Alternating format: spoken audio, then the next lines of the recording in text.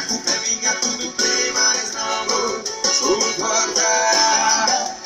Ela que eu amo e pretende se acabou. E desce mais uma garrafa porque essa secou.